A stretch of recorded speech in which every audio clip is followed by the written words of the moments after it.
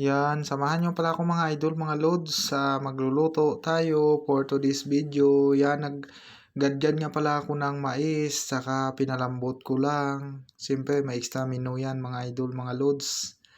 Itong saging. Yan, binaliktad ko na ngayon pala yan siya. Tapos, hintayin natin mapula. Yan, ito na nga pala yung niluluto natin. Tapos, malambot na. Nilagay ko na yun pala yung kangkong, mga idol at mga lods. Simpleng ulam lang yan. At kauwi ko lang galing ng 12 hours duty.